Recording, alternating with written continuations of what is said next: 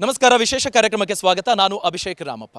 Political activism ಅನ್ನೋದು ನಮ್ಮ ಜೀವನದ ಅವಿಭಾಜ್ಯ ಅಂಗ. ಯಾಕೆಂದರೆ ಸರ್ಕಾರ ನಮಗಾಗಿ ಏನು ಯೋಚನೆ ಮಾಡ್ತಿದೆ, ನಾವು ಯಾವ ಸರ್ಕಾರವನ್ನು ಅಧಿಕಾರಕ್ಕೆ ತರಬೇಕು, ನಮ್ಮ ಬಗ್ಗೆ ದನಿ ಎತ್ತುವ ನಮ್ಮ ಆಯ್ಕೆಯ ಜನಪ್ರತಿನಿಧಿ ಯಾರಾಗಿರಬೇಕು ಅನ್ನೋ ಅದ್ಭುತ ಅಸ್ತ್ರ ನಮ್ಮ ಕೈಯಲ್ಲಿರುತ್ತೆ. ದೇಶದಲ್ಲಿ ಚುನಾವಣಾ ತಯಾರಿಯ ಈ ಸಂದರ್ಭದಲ್ಲಿ ಯುವ ಮತದಾರರು ಬಹಳ ಇಂಪಾರ್ಟೆಂಟ್ ಫೋಕಸ್ಸು. ಎಲ್ಲ ಪಕ್ಷದ ಪ್ರಮುಖರು ಯುವ ಮತದಾರರು ಮಾಡಬಹುದಾದ ವ್ಯತ್ಯಾಸದ ಬಗ್ಗೆ ಚರ್ಚೆ ಆಗುತ್ತೆ. ಆದರೆ ಫಲಾನುಭವಿಗಳು ಸರ್ಕಾರ ಏನು ನಮಗೋಸ್ಕರ ತರ್ತಿದೆ ಅನ್ನೋದ್ರ ಬಗ್ಗೆ ಯೋಚನೆ ಮಾಡ್ತಾರೆ, ಹೋಗಿ ಕೇಳ್ತಾರೆ, ನನಗೋಸ್ಕರ ಈ ಯೋಜನೆ ಇದೆಯಲ್ಲ ಕೊಡಿ ಸ್ವಾಮಿ ಅಂತಾರೆ. ಆದರೆ ಯುವ ಮತದಾರರ ಕಥೆ ಏನು? ಎಷ್ಟೋ ಜನ ತಮ್ಮ ಎಪಿಕ್ ಕಾರ್ಡ್ಗಳು ಅಂದರೆ ಎಲೆಕ್ಟ್ರೇಟ್ ಕಾರ್ಡ್ ಏನಿದೆ ಅದು ಎಲೆಕ್ಷನ್ ಕಮಿಷನಿಂದ ವಿತರಣೆ ಆಗುತ್ತೆ, ಅದಕ್ಕೆ ಅಪ್ಲೈ ಕೂಡ ಮಾಡಿರೋದಿಲ್ಲ. ಎಷ್ಟೋ ಕಡೆ ಹೀಗಾಗುತ್ತೆ. ಡಿಗ್ರಿ ವಿದ್ಯಾರ್ಥಿಗಳಿರ್ತಾರೆ, 18 ವರ್ಷ ದಾಟಿ 1-2 ವರ್ಷಗಳಾಗಿದ್ರೂ ಆ ಬಗ್ಗೆ ಅವ್ರು ಯೋಚನೆ ಕೂಡ ಮಾಡಿರೋದಿಲ್ಲ. ಈ ಜವಾಬ್ದಾರಿ ಯಾರದ್ದು? ಯಾರು ನಿಭಾಯಿಸಬೇಕು? ಅವರ ಪೋಷಕರ, ವಿದ್ಯಾರ್ಥಿಗಳೇ ಸ್ವಯಂ ಪ್ರೇರಿತರಾಗಿ ಮುಂದುವರಿಬೇಕಾ? ಮಾಧ್ಯಮಗಳ, ಸಮಾಜ ಒಂದಾಗಿ ಈ ದಿಸೆಯಲ್ಲಿ ಮುಂದಡಿ ಇಡಬೇಕಾಗತ್ತಾ? ಈ ಪ್ರಶ್ನೆಗಳಿದ್ದಾವೆ. ಆದರೆ ಇಲ್ಲೊಂದು ಬಹಳ ವಿಭಿನ್ನ ಕಾರ್ಯವನ್ನು ಮಾಡ್ತಾ ಇರುವ ಒಂದು ಕಾಲೇಜ್ ಇದೆ, ಮಹತ್ತರ ಕಾರ್ಯ ಅನ್ನಬಹುದು. ಮಲ್ಲೇಶ್ವರಂ 18 ಕ್ರಾಸ್ ಸರ್ಕಾರಿ PU ಕಾಲೇಜು, ಗಂಡು ಮಕ್ಕಳ PU ಕಾಲೇಜು. ಇಲ್ಲಿ ನಾವಿದ್ದೀವೀಗ. ಶತಮಾನ ತುಂಬಿದೆ ಇಲ್ಲಿನ ಶಾಲಾ ಕಟ್ಟಡಕ್ಕೆ. 50 ವರ್ಷಗಳು ದಾಟಿವೆ ಇಲ್ಲಿನ PU ಕಾಲೇಜ್ ಆರಂಭ ಆಗಿ.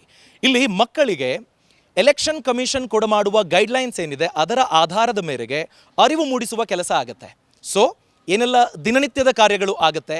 17 ವರ್ಷ ತುಂಬಿ ಇನ್ನೇನು 18 ವರ್ಷಕ್ಕೆ ಎಂಟ್ರಿ ಕೊಡ್ತಿದ್ದಾರೆ ಅನ್ನುವಾಗ ಅವರಿಗೆ ಅರಿವು ಮೂಡಿಸೋದು, ರಿಜಿಸ್ಟ್ರೇಷನ್ ಮಾಡಿಸೋದು, ಎಪಿಕ್ ಕಾರ್ಡ್ ಸಿಗೋ ಹಾಗೆ ಮಾಡೋದು, ವಾಲ್ ಆಫ್ ಡೆಮೋಕ್ರಸಿಯ ಪ್ರಮುಖ ಹಬ್ಬವಾದ ಎಲೆಕ್ಷನ್ಗೆ ಹೇಗೆ ತಯಾರಾಗಬೇಕು, ಈ ಎಲ್ಲವನ್ನು ಅರಿವು ಮೂಡಿಸೋ ಕೆಲಸ ಇಲ್ಲಿನ ಫ್ಯಾಕಲ್ಟಿ ಮಾಡ್ತಾ ಇದ್ದಾರೆ.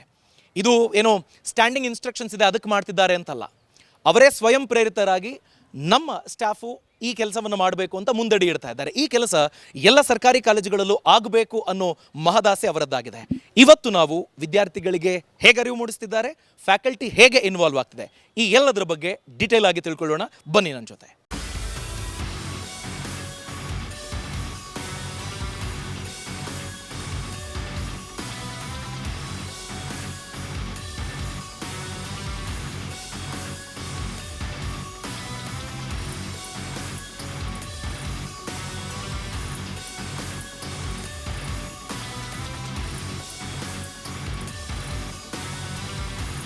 ಮೊದಲಿಗೆ ಈ ಕಾರ್ಯಕ್ಕೆ ಬೇಕಾದ ಸಪೋರ್ಟನ್ನು ಮಾಡ್ತಾ ಬಂದಿರುವ, ಇನ್ನಷ್ಟು ಬೇರೆ ಬೇರೆ ಕ್ರಿಯೇಟಿವ್ ಐಡಿಯಾಸ್ಗಳಿಗೆ ಓಕೆ ಗೋ ಅಹೆಡ್ ಅಂತ ಗ್ರೀನ್ ಸಿಗ್ನಲ್ ಕೊಡ್ತಿರುವ ಪ್ರಿನ್ಸಿಪಲ್ ಅವರನ್ನು ಮಾತನಾಡಿಸೋಣ. ರತ್ನಾಕರ್ ಶೆಟ್ಟಿ ಅವರು ನಮ್ಮ ಜೊತೆಗಿದ್ದಾರೆ, ಈ ಕಾಲೇಜಿನ ಪ್ರಾಂಶುಪಾಲರು. ಸರ್ ನಮಸ್ತೆ. ನೀವು ವೋಟರ್ ಅವೇರ್ನೆಸ್ ಅಥವಾ ವೋಟರ್ ರಿಜಿಸ್ಟ್ರೇಷನ್ ಇದ್ರ ಬಗ್ಗೆ ಆಲೋಚನೆ ಮಾಡ್ತಿದ್ದೀರಿ. ಎಲೆಕ್ಷನ್ ಕಮಿಷನ್ನ ಕೆಲ ಗೈಡ್ಲೈನ್ಸನ್ನು ಬಹಳ ಯುನೀಕಾಗಿ ನೀವು ಪಾಲಿಸ್ತಿದ್ದೀರಿ. ನಾವು ನೋಡಿದ ಹಾಗೆ ಬೇರೆ ಕಾಲೇಜ್ಗಳಲ್ಲಿ ಈ ಥರದನ್ನು ಅಷ್ಟಾಗಿ ಆ್ಯಕ್ಟಿವ್ ಆಗಿ ಮಾಡ್ತಿರೋದು ನಾವು ನೋಡಿರಲಿಲ್ಲ. ಸೊ ಇದಕ್ಕೆ ಪ್ರೇರೇಪಣೆ ಹೇಗೆ, ಎಷ್ಟು ಮಟ್ಟಿಗೆ ಪ್ರೋಗ್ರೆಸ್ ನೀವು ಮಾಡೋದಕ್ಕೆ ಸಾಧ್ಯ ಆಗ್ತಾ ಇದೆ? ಮುಖ್ಯವಾಗಿ ಪ್ರಜಾಪ್ರಭುತ್ವದಲ್ಲಿ ವೋಟರ್ಸ್ ಭಾಳ ಇಂಪಾರ್ಟೆಂಟ್. ಅದರಲ್ಲೂ ಮುಖ್ಯವಾಗಿ ಯುವ ಮತದಾರರು. ಯಾಕಂದರೆ ನಮ್ಮಲ್ಲಿ ಒಂದು ಒಳ್ಳೆಯ ಅವಕಾಶ ಏನಂತ ಹೇಳಿದರೆ PUC, ಪ್ರಥಮ PUC, ದ್ವಿತೀಯ PUC 2 ತರಗತಿಗಳಿವೆ. ಆ 2 ತರಗತಿಗಳಲ್ಲಿ ಸುಮಾರು ಒಂದು 150-160 ವಿದ್ಯಾರ್ಥಿಗಳು 18+ ಆದವರಿದ್ದರು. ಹಾಗೆಯೇ ನಾವು ನೋಡುವಾಗ 17 ವರ್ಷದ ದಾಟಿದವರು ಕೂಡ ತುಂಬ ಮಂದಿ ಇದ್ದರು. ಇದು ಒಂದು ಸರಿಯಾದ ಸಮಯ ಅವರಿಗೆ ಅವೇರ್ನೆಸ್ ಮೂಡಿಸುವಂಥದ್ದು.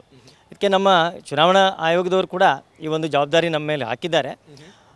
ಅಂದರೆ ನಾವು ವೋಟರ್ ರಿಜಿಸ್ಟ್ರೇಷನ್ ಮಾಡಿಸ್ಬೇಕು, ಮಕ್ಕಳಿಗೆ ಅರಿವು ಮೂಡಿಸ್ಬೇಕು ಅನ್ನುವಂಥದ್ದು NVD ಪ್ರೋಗ್ರಾಮು, ಸ್ವೀಪ್ ಪ್ರೋಗ್ರಾಮ್ ಅಂತೇಳಿ ಎಲ್ಲ. ಬಟ್ ಸ್ಟಿಲ್ ನಮ್ಮಲ್ಲಿ ಅದನ್ನು ಇನ್ನೂ ಹೆಚ್ಚಿನ ಒಂದು ಉತ್ಸುಕತೆಯಿಂದ ಮಾಡಲಿಕ್ಕೆ ಮುಖ್ಯವಾಗಿ ನಮ್ಮ ರಾಜ್ಯಶಾಸ್ತ್ರ ವಿಭಾಗದ ಉಪನ್ಯಾಸಕರಾದ ಭಾರತಿ ಮೇಡಮು, ಹಾಗೆಯೇ ಕನ್ನಡ ವಿಭಾಗದ ಉಪನ್ಯಾಸಕರಾದ ಅಂಜಿನಮೂರ್ತಿಯವರು, ಅವರಿಬ್ಬರು ಭಾಳ ಒಂದು ಇನಿಷಿಯೇಟಿವ್ ತಗೊಂಡು ನಾವು ಮಾಡ್ತೀವಿ ಸರ್ ಅಂತೇಳಿ ಎಲ್ಲ ಬೇರೆ ಬೇರೆ ಜನರನ್ನು ಅದಕ್ಕೆ ಸಂಬಂಧಪಟ್ಟು ರಿಜಿಸ್ಟ್ರೇಷನ್ಗೆ ಸಂಬಂಧಪಟ್ಟು ಮಾಹಿತಿಯನ್ನು ಕರ್ಕೊಂಬಂದು ನಮ್ಮ ವಿದ್ಯಾರ್ಥಿಗಳಿಗೆ ಗೈಡ್ ಮಾಡಿದರು.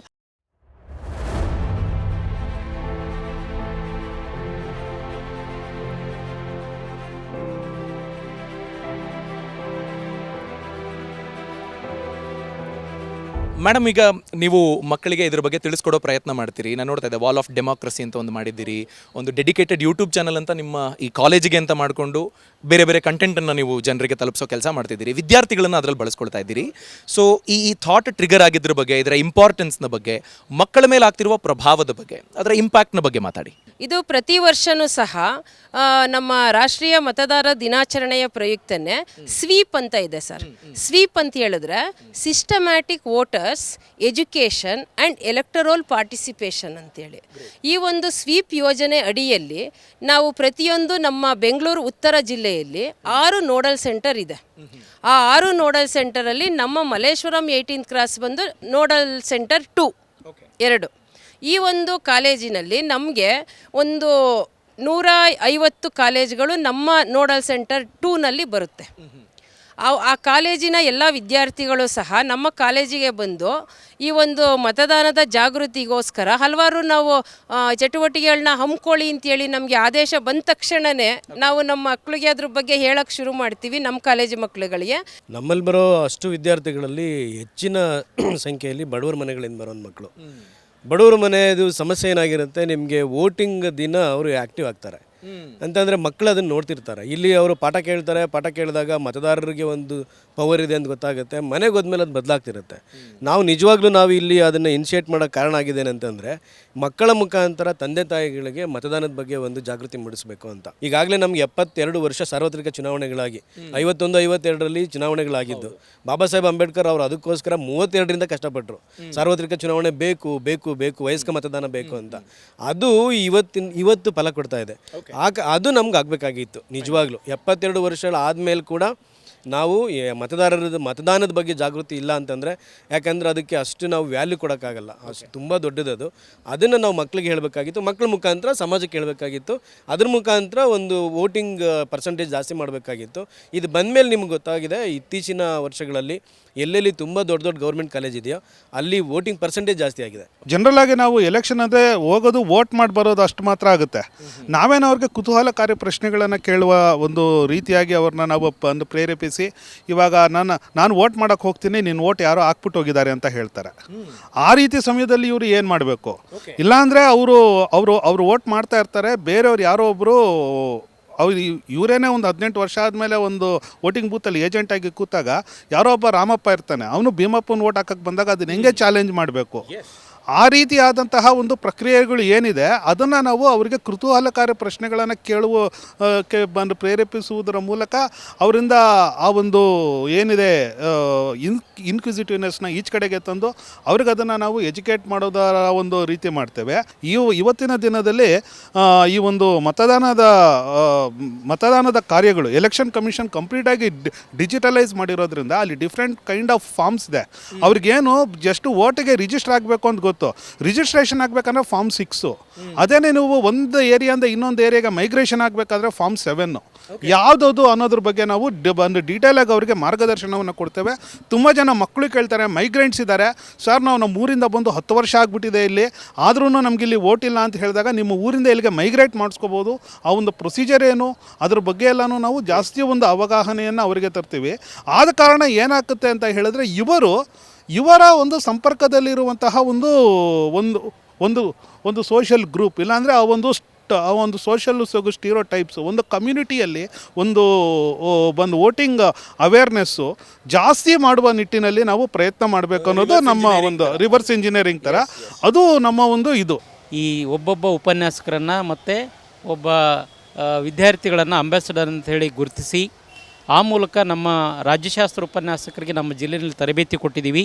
ನಮ್ಮ ಸ್ವೀಪ್ ಆಕ್ಟಿವಿಟಿಗಳು ಜನರಲ್ಲಿ ಅರಿವನ್ನು ಮೂಡಿಸ್ತಕ್ಕಂಥ, ನಮ್ಮ ವೋಟಿಂಗ್ ಪ್ರಮಾಣ ಅದರಲ್ಲೂ ಕೂಡ ನಗರ ಪ್ರದೇಶದಲ್ಲಿ, ಬೆಂಗಳೂರಂಥ ನಗರ ಪ್ರದೇಶದಲ್ಲಿ ಈ ಮತದಾನದ ಪ್ರಮಾಣ ಕಡಿಮೆ ಆಗ್ತಕ್ಕಂಥದ್ದನ್ನು ಗಮನಿಸಿಬಿಟ್ಟು ನಮ್ಮ ಮುಖ್ಯ ಕಾರ್ಯನಿರ್ವಹಣಾಧಿಕಾರಿಗಳು ಮತ್ತು ನಮ್ಮ ಸ್ವೀಪ್ ಅಧ್ಯಕ್ಷರು ಏನು ಸೂಚನೆ ಕೊಟ್ಟಿದ್ದಾರೆ, ಆ ನಿಟ್ಟಿನಲ್ಲಿ ನಮ್ಮ ಎಲ್ಲ ಕಾಲೇಜುಗಳು ಕೂಡ ಮಾಡ್ತಾಯಿದ್ದಾವೆ. ಅದರಲ್ಲೂ ಪ್ರಮುಖವಾಗಿ ನಮ್ಮ 18th ಕ್ರಾಸ್ ಭಾರತಿ ಮೇಡಮ್ ಅವರು 2-3 ಪ್ರಯೋಗಗಳನ್ನು ಮಾಡೋದ್ರ ಮುಖಾಂತರ ವಿದ್ಯಾರ್ಥಿಗಳಿಗೆ ಅರಿವನ್ನು ಮೂಡಿಸುವ ನಿಟ್ಟಿನಲ್ಲಿ ಅವರು ಡೆಮೋಕ್ರಸಿ ಆಫ್ ಆಲ್ ಅನ್ನುವಂಥ ಒಂದು ವಿಶೇಷ ಕಾರ್ಯಕ್ರಮವನ್ನು ಅವರು ಮಾಡಿ ನಮ್ಮ ವಿದ್ಯಾರ್ಥಿಗಳು ಮತ್ತು ಪೋಷಕರನ್ನು ಒಳಗೊಂಡಂತೆ ಅವೇರ್ನೆಸ್ ಮೂಡ್ತಕ್ಕಂಥ ಕಾರ್ಯಕ್ರಮಗಳನ್ನು ಕೂಡ ಯಶಸ್ವಿಯಾಗಿ ಮಾಡಿದ್ದಾರೆ. ನಮ್ಮ ಅತ್ಯುತ್ತಮವಾಗಿ ಸ್ವೀಪ್ ಏನು ಕಾರ್ಯಕ್ರಮಗಳು ಮಾಡಿರ್ತಾರೆ ಅಂಥವರಿಗೆ ಬಹುಮಾನ ಕೊಡ್ತಕ್ಕಂಥ ಒಂದು ಕಾರ್ಯಕ್ರಮ ಕೂಡ ನಮ್ಮ ಜಿಲ್ಲಾ ಸಮಿತಿ ಮಾಡ್ತಾಯಿದೆ. ಆ ನಿಟ್ಟಿನಲ್ಲಿ ಮಾಡ್ತಾಯಿದ್ದೀವಿ. ಈ ವೋಟಿಂಗ್ ಪ್ರಮಾಣ ಹೆಚ್ಚು ಮಾಡಲಿಕ್ಕೆ ಮಾನ್ಯ ಕಾರ್ಯನಿರ್ವಹಣಾಧಿಕಾರಿಗಳು ನಮಗೆಲ್ಲರನ್ನು ಕೂಡ ಬೆಂಗಳೂರು ಉತ್ತರ ದಕ್ಷಿಣದವ್ರನ್ನ ಕರೆದುಬಿಟ್ಟು ಮಾಹಿತಿ ಕೊಟ್ಟಿದ್ದಾರೆ. ಆ ಅರಿವನ್ನು ಮೂಡಿಸೋ ನಿಟ್ಟಿನಲ್ಲಿ ಒಂದು ಶಾರ್ಟ್ ವೀಡಿಯೋಸ್ ಅಂತ ಕರಿತೀವಿ. ವಿದ್ಯಾರ್ಥಿಗಳು ಈಗ 18+ ಇರ್ತಕ್ಕಂಥವ್ರು ನಮ್ಮ PU ವಿಭಾಗದಲ್ಲಿ ಏನು 5,000ಕ್ಕಿಂತ ಹೆಚ್ಚು ಜನ ಇದ್ದಾರೆ ನಮ್ಮ ಜಿಲ್ಲೆಯಲ್ಲಿ.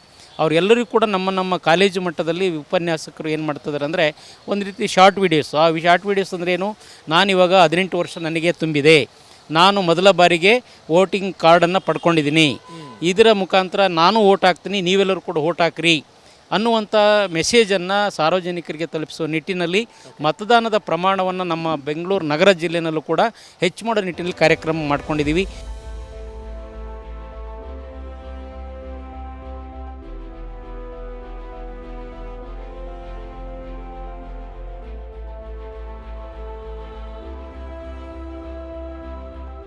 ರಿಜಿಸ್ಟರ್ ಮಾಡ್ಕೊಳ್ಬೇಕಾಗಿರುವ ಪ್ರೊಸೀಜರ್ ಬಗ್ಗೆ ನೀವು ಸ್ವಲ್ಪ ಬೆಳಕು ಚೆಲ್ಲೋದಾದ್ರೆ. ಇಲ್ಲ, ಇದು ಚುನಾವಣಾ ಆಯೋಗದ ವೆಬ್ಸೈಟಲ್ಲಿ ಎಲ್ರಿಗೂ ಓಪನ್ ಇದೆ. ಇದು ನೀವು ವೆಬ್ಸೈಟ್ ಗೊತ್ತಿರೋವಂಥ ಯಾವುದಾದ್ರೂ 10ನೇ ಕ್ಲಾಸ್ ಮೇಲೆ ಓದಿರೋವಂಥ ಯಾವುದೇ ಮಕ್ಳಿಗೆ ಕರೆದು ಕೇಳಿದ್ರೆ ವೆಬ್ಸೈಟ್ ಓಪನ್ ಮಾಡಿ ಕೊಡ್ತಾರೆ. ಅವ್ರು ಏನು ಕೇಳ್ತಾರೆ, ಆಧಾರ್ ಕಾರ್ಡು ಅಂತ ತುಂಬ ಮುಖ್ಯವಾಗಿ ಕೇಳ್ತಾರೆ. ಮತ್ತು ನೀವು ಅದು ಆಧಾರ್ ಕಾರ್ಡನ್ನು ಆನ್ಲೈನ್ ಕಾಪಿ ಇದ್ರೂ ಸಾಕದು, ನಮಗೆ ಸಾಫ್ಟ್ ಕಾಪಿ ಇದ್ದರೆ ಸಾಕು. ಒಂದು ಪಾಸ್ಪೋರ್ಟ್ ಫೋಟೋ, ಆಧಾರ್ ಕಾರ್ಡ್ ಮತ್ತು ಫೋಟೋನ ನೋಡಿ ಇನ್ನು ಮಿಕ್ಕಿದ ಡೀಟೇಲ್ಸನ್ನು ತುಂಬಿದ್ರೆ ನೀವು ಆರಾಮಾಗಿ ಒಂದು 5 ನಿಮಿಷದ ಕೆಲಸ ಅದು.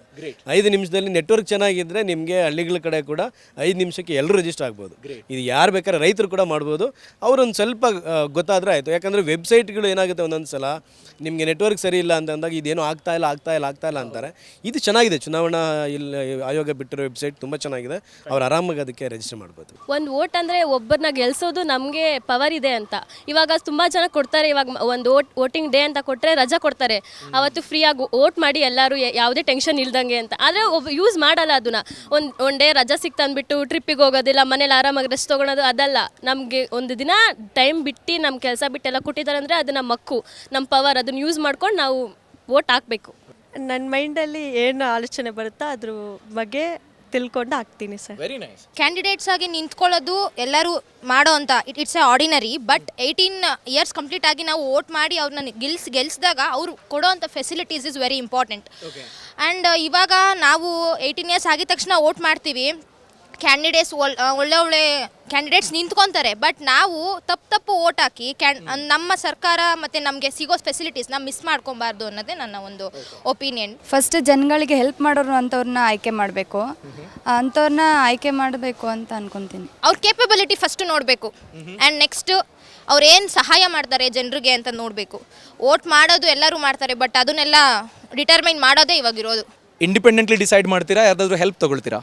ಇಲ್ಲ, ಇಂಡಿಪೆಂಡೆಂಟಾಗಿ ಡಿಸೈಡ್ ಮಾಡೋ ಮುಂಚೆ ಇಲ್ಲ ಅವರೇ ಆಯ್ಕೆ ಏನಿದೆ ಅಂತ ಯೋಚನೆ ಮಾಡಬೇಕು. ಬಿಕಾಸ್ ಒಬ್ಬೊಬ್ಬರು ನಾವು ಯೋಚನೆ ಮಾಡ್ತಿಲ್ಲ ಇವ್ರು ಚೆನ್ನಾಗಿರ್ತಾರೆ ಅಂತ, ಬಟ್ ಇವ್ರ ಥಿಂಕ್ ಬೇರೆ ಇರುತ್ತೆ, ಅವ್ರ ಥಿಂಕ್ ಇರುತ್ತೆ. ಎಲ್ಲರದ್ದು ಅಡ್ವೈಸ್ ತೊಗೊಂಡು ನಾವು ಯಾರ್ದು ಬೆಸ್ಟ್ ಇದೆ ಅಂತ ಚಾಯ್ಸ್ ಮಾಡಬೇಕು. ವೋಟ್ ಮಾಡೋ ಮುಂಚೆ ನಾವು ಅವ್ರ ಬ್ಯಾಕ್ಗ್ರೌಂಡ್ನ ಚೆಕ್ ಮಾಡಬೇಕು ಕ್ಯಾಂಡಿಡೇಟ್ಸ್. ಬಿಕಾಸ್ ಒಬ್ಬೊಬ್ರದ್ದು ಕ್ರಿಮಿನಲ್ ಆ್ಯಕ್ಟಿವಿಟೀಸ್ ಇರುತ್ತೆ. ಅವ್ರು ಬಂದರೆ ಕಾನ್ಸ್ಟಿಟ್ಯೂಷನಲ್ಲಿ ಅವ್ರ ಕಾನ್ಸ್ಟಿಟ್ಯೂಷನ್ನ ಚೆನ್ನಾಗಿ ನೋಡ್ಕೊಳ್ಳಲ್ಲ, ಅವ್ರ ಮನೇನ ಉದ್ಧಾರ ಮಾಡ್ತಾರೆ ಅಷ್ಟೇ.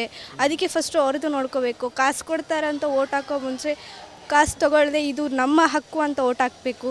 ಆಳೋರನ್ನ ಆಯ್ಕೆ ಮಾಡೋ ಮುಂಚೆ ಫಸ್ಟು ಅವ್ರು ಆಳೋರಲ್ಲ, ನಮಗೋಸ್ಕರ ಕೆಲಸ ಮಾಡ್ತಾರೆ ಅನ್ನೋ ಯೋಚನೆ ಇರಬೇಕು. ಮತ್ತು ನಾವು ಯಾರನ್ನ ಆಯ್ಕೆ ಮಾಡೋ ಮುಂಚೆನೂ ಓಕೆ ಇವರು ನಮ್ಮ ಧರ್ಮಕ್ಕೆ ಸಪೋರ್ಟ್ ಮಾಡ್ತಾರೆ, ಇವ್ರು ನಮ್ಮ ಧರ್ಮಕ್ಕೆ ಸಪೋರ್ಟ್ ಮಾಡ್ತಾರೆ ಅನ್ನೋ ಆಲೋಚನೆ ಬಿಟ್ಟು ಇಲ್ಲ ಎಲ್ಲರೂ ಒಂದೇ ಅನ್ನೋ ಆಲೋಚನೆ ಇಟ್ಕೊಂಡು ವೋಟ್ ಮಾಡಬೇಕು ಅನ್ನೋದು. ಇಷ್ಟೆಲ್ಲ ವಿಷಯಗಳನ್ನು ನೀವು ತಿಳ್ಕೊಂಡಿದ್ದು ಹೇಗೆ ಅಂತ ನನಗೂ ಆಶ್ಚರ್ಯ ಆಗ್ತಾ ಇದೆ. ನಿಮ್ಮ ಫ್ರೆಂಡ್ಸ್ ಎಷ್ಟೋ ಜನನ ಮಾತಾಡಿಸಿದೆ. You are very matured enough. ದೇಶದಲ್ಲಿ ಆಗ್ತಿರೋ ಚರ್ಚೆಗಳ ಬಗ್ಗೆ ಮಾತಾಡಿದ್ರಿ. ಸೊ ಹೇಗೆ ನಿಮಗೆ ಈ ವಿಷಯಗಳು ಗೊತ್ತಾಗುತ್ತೆ? ಮಾಸ್ ಮೀಡಿಯಾ ನ್ಯೂಸ್ ನೋಡ್ತಾರೆ ನಮ್ಮ ಅಪ್ಪ ಅಮ್ಮ, ಸೊ ಅದರಿಂದ ಗೊತ್ತಾಗುತ್ತೆ. ಮ್ಯಾಮ್ ಟೀಚ್ ಮಾಡ್ತಾರೆ, ಸೊ ಅದರಿಂದ ಗೊತ್ತಾಗುತ್ತೆ. ಆಮೇಲೆ ಬಸ್ಸಲ್ಲಿ ಬರುವಾಗ ಮಾತಾಡ್ತಾರೆ, ಆಮೇಲೆ ರೋಡಲ್ಲಿ ಬರುವಾಗ ಇಲ್ಲ ಇವ್ರು ಚೆನ್ನಾಗಿ ಮಾಡ್ತಾರೆ ಅಂತ ಮಾತಾಡ್ತಾರೆ. ಸೊ ಅದರಿಂದ ಅವೇರ್ನೆಸ್ ಆಗುತ್ತೆ. ಭೇದ ಭಾವ, ಜಾತಿ, ಧರ್ಮ ಅಂತ ಎಲ್ಲ ಹೇಳ್ತಾರೆ. ಬಟ್ ಅದೆಲ್ಲ ಎಲ್ಲರೂ ಒಂದೇ ರೀತಿಲಿ ಯೋಚನೆ ಮಾಡಿ ಇವ್ರಿಗೆ ಹಾಕಬೇಕು. ನಮ್ಮಂಥ ಸುತ್ತಮುತ್ತ ಏರಿಯಾದಲ್ಲೆಲ್ಲ ನೋಡಿರ್ತೀವಲ್ವ, ಯಾರು ನಮಗೆ ಸರಿಯಾಗಿ ಹೆಲ್ಪ್ ಮಾಡ್ತಾರೆ, ಬಡವ್ರಿಗೆ ಹೇಗೆ ನೋಡ್ಕೊತಾರೆ, ಹೇಗೆ ಇವಾಗ ಕಾಸು ಕೊಟ್ಟಿದ ತಕ್ಷಣ ಅವರೊಂದು ಏನೋ ಕಾಸು ಕೊಡ್ತಾರಪ್ಪ ಹಾಕ್ಬಿಡೋಣ, ದುಡ್ಡು ಕೊಡ್ತಾರೆ, ಹಂಗೆ ಹಿಂಗೆ ಅಂತ ಎಲ್ಲ ಹೇಳಿದಾಗ ನಮಗೆ ಏನೋ ಒಂಥರ ಬರುತ್ತೆ, ಕಾಸು ಕೊಟ್ಟಾಗ ನಾವು ಹಾಕ್ಬಿಟ್ಟು ಬರೋಣ ಯಾರಿಗಾರು ಅಂತ. ಒಂದು ಓಟಿಂದ ಒಬ್ಬರು ಗೆಲ್ತಾರೆ, ಒಂದು ಓಟ್ ಹಾಕಿಲ್ಲ ಅಂತ ಅಂದರೆ ಸೊ ಅವರು ಒಂದು ಓಟಿಂದ ಸೋತೋಗ್ತಾರೆ. ಸೊ ಹಂಗಾಗಿ ನಾವು ಓಟ್ ಹಾಕಲೇಬೇಕು. ನಾನು ಕೂಡ ಇವಾಗ ರಿಜಿಸ್ಟ್ರೇಷನ್ ಮಾಡ್ಕೊಂಡಿದ್ದೀನಿ. ಸೊ ನೆಕ್ಸ್ಟ್ ನಾನು ಓಟ್ ಹಾಕ್ತೀನಿ. ಒಂದ್ಸತಿ ನಾವು ಓಟ್ ಕೊಟ್ಟಾದ್ಮೇಲೆ ಅವ್ರು ಆ ಫೆಸಿಲಿಟೀಸ್ ಕೊಟ್ಟಿಲ್ಲ, ಪ್ರಾಮಿಸ್ ಮಾಡಿ ಆ ಪ್ರಾಮಿಸ್ ಬ್ರೇಕ್ ಮಾಡಿದ್ರೆ ಅದು ಜನಗೆ ತುಂಬ ಇದಾಗುತ್ತೆ, ಹರ್ಟ್ ಆಗುತ್ತೆ. ಸೊ ದಟ್ ನಾವು ಮೊದಲು ವೋಟ್ ಮಾಡೋದು ಮುಂಚೆ ನಾವು ಎಲ್ಲ ನೋಡಿ ಅವರಿಗೆ ವೋಟ್ ಕೊಡಬೇಕು. ಎಕ್ಸೈಟ್ಮೆಂಟ್ ಅಂತಿದೆ, ಇದು ನಾನು ಫಸ್ಟ್ ವೋಟು. ಸೊ ಹಾಗಾಗಿ ಯಾವ ಥರ ಸರ್ಕಾರನ ತರಬೇಕು, ಯಾರನ್ನ ಆಯ್ಕೆ ಮಾಡಬೇಕು ಅನ್ನೋ ತುಂಬ ಆಲೋಚನೆ ಇದೆ. ಸೊ ಹಾಗಾಗಿ ವೋಟ್ ಅನ್ನೋದು ಪ್ರತಿಯೊಬ್ಬರು ಮಾಡಲೇಬೇಕು, ಅದರಲ್ಲೂ ಯವನಸ್ಥರಂತೂ ಮಾಡಲೇಬೇಕು. ಅವ್ರ ಮುಂದೆ ಸರ್ಕಾರದಲ್ಲಿ ಏನು ಬದಲಾವಣೆ ಬೇಕು, ಶಿಕ್ಷಣದಲ್ಲಿ ಏನು ಬದಲಾವಣೆ ಬೇಕು, ಅವೆಲ್ಲ ಗುರುತಿಟ್ಕೊಂಡು ಯವನಸ್ಥರು, ಯುವಕರು, ಯುವತಿಯರು ಎಲ್ಲರೂ ಮಾಡಲೇಬೇಕು. ಸೊ ಹಾಗಾಗಿ ನಾನು ನನ್ನ ನೋಟ್ನ ಮಾಡೇ ಮಾಡ್ತೀನಿ. ಆಗಲೇ ಉಪನ್ಯಾಸಕರು ಮಾತಾಡ್ತಾ ಹೇಳ್ತಾ ಇದ್ರು, ಅನೇಕ ಬಡ ವರ್ಗದ ಪ್ರಮುಖರು ಇಂಥ ಕಾಲೇಜುಗಳನ್ನು ಒಂದು ಪ್ರಯಾರಿಟಿಯಾಗಿ ಆಯ್ಕೆ ಮಾಡ್ಕೊಳ್ತಾರೆ. ತುಂಬ ಚಾಲೆಂಜಸ್ ಇರುವಂಥವರು ಇಲ್ಲಿ ನಮಗೆ ಕಾಣೋದಕ್ಕೆ ಸಿಗುತ್ತೆ ಅಂತ. ಅಂಥ ಸವಾಲುಗಳನ್ನು ದಾಟಿ ಇಂಗ್ಲೀಷೆಲ್ಲ ನಮಗೆ ದೊಡ್ಡ ಚಾಲೆಂಜ್ ಅಲ್ಲ ಅನ್ನೋ ಒಬ್ಬ ವಿದ್ಯಾರ್ಥಿ ನಮಗೆ ಕಾಣೋದಕ್ಕೆ ಸಿಕ್ಕಿದ್ದಾರೆ. ವಿಶ್ವಾಸ್ ಅವರ ಹೆಸರು, ಅವರನ್ನು ಮಾತಾಡ್ಸೋಣ. Hi Vishwas, how are you? Yes, I'm fine. How are you? Even I'm fine. Yes. I'm very happy that you are into spoken English, you are helping your friends and all. Yes. So what does your parents do? My father work as a professional driver in a company, and my mom work in hospital as a nursing aide. Yes. So it's been for the registration drive you had been a part of. You have got that epic card. So how important you observe getting a voter right is? A vote is very important. That if we want to select a candidate, that we need to rule our society. Basically, we need a leader that we can't do to ourselves. Okay. So we need a developer. So if we are like, for example, if workers are working in a job, so there need to be a supervisor to supervise them. Okay, to guide So them. yes, to guide them, to give the guidelines or to help them, to give the work skills to them. So like this, vote is very important. And I'm still 17, and I have been a part of this registration drive. So I feel very enthusiastic to vote. So by the next year, I'm going to be 18. So even I'm feeling very enthusiastic, and the vote is very valuable. Why? Because we can't measure the vote with money. Money, we can't measure the vote with money. Money doesn't evaluate the vote. Why? Because vote is very important. Okay. For example, if we have an amount of 99 rupees, without that 1 rupee, it can't be a total amount. So that one amount, like 1 rupees, basically the peoples will tell that's just a 1 rupee. Without that 1 rupee, it can't be a total amount. Okay, that's the completing chunk. Yes, the completing chunk. So like that, according to my perspective, the vote is very important. ಸರ್ಕಾರ ಹಾಗೂ ಸಂವಿಧಾನದ ರಚನಾಕಾರರು ಕೊಟ್ಟಿದ್ದಾರೆ. ಈ ರಾಜಕೀಯ ಹಕ್ಕು ಅನ್ನೋದು ನಮಗೆ ತುಂಬ ಮುಖ್ಯವಾಗಿದೆ. ಇದನ್ನು ನಾವು ಮತದಾನದಲ್ಲಿ ಬೆಳೆಸಿಕೊಂಡು, ಮತದಾನ ಅನ್ನೋದು ಏನೆಂದರೆ ಒಂದು ಬಂದೂಕಿನ ನಳಿಕೆಗಿಂತಲೂ ತುಂಬ ಮಹತ್ವವಾದದ್ದು ಮತದಾನವಾಗಿದೆ.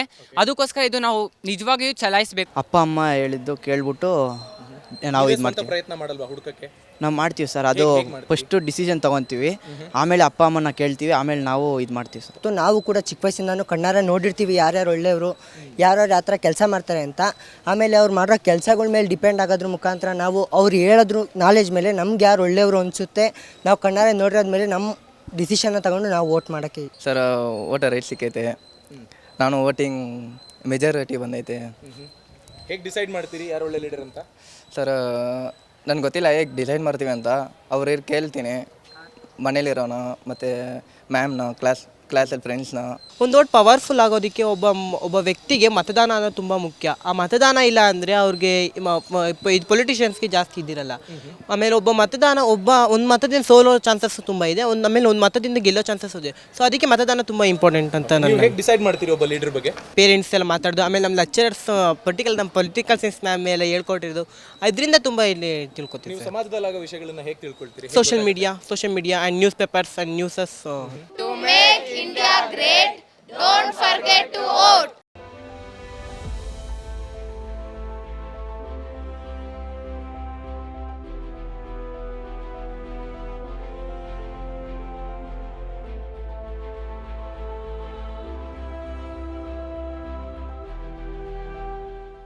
ಶತಮಾನದ ಹಿನ್ನೆಲೆಯನ್ನು ಹೊಂದಿರುವ ಕಾಲೇಜಿನಲ್ಲಿ ನಾವು ಇಷ್ಟು ಹೊತ್ತು ಮಾತಾಡ್ತಾ ಇದ್ವಿ. ವಿದ್ಯಾರ್ಥಿಗಳಿಗೆ ಎಪಿಕ್ ಕಾರ್ಡ್ ಸಿಕ್ಕಿದೆ. ಲೋಕಸಭಾ ಚುನಾವಣೆಯಲ್ಲಿ ದೇಶವನ್ನು ಯಾರು ಆಳಬೇಕು ಅಂತ ಇವರುಗಳು ಆಯ್ಕೆ ಮಾಡ್ತಾರೆ. They will definitely make a difference ಅನ್ನೋ ಪ್ರಾಮಿಸನ್ನು ಕೂಡ ಮಾಡಿದ್ದಾರೆ. ಇಂಥ ಕೆಲಸ ಉಪನ್ಯಾಸಕರಿಂದ ಇಲ್ಲಿ ಚೆನ್ನಾಗಾಗ್ತಿದೆ, ಬೇರೆ ಕಾಲೇಜುಗಳಲ್ಲೂ ತುಂಬ ದೊಡ್ಡ ಮಟ್ಟದಲ್ಲಿ ಆಗಲಿ ಅಂತ ನಾವು ಆಶಿಸೋಣ. ಈಗ ಈ ಕಾರ್ಯಕ್ರಮವನ್ನು ಮುಗಿಸೋ ಸಮಯ. ಅನುಕ್ಷಣದ ಸುದ್ದಿಗಾಗಿ ನೋಡ್ತೀರಿ ವಿಸ್ತಾರ ನ್ಯೂಸ್. ಇದು ನಿಖರ ಜನಪರ.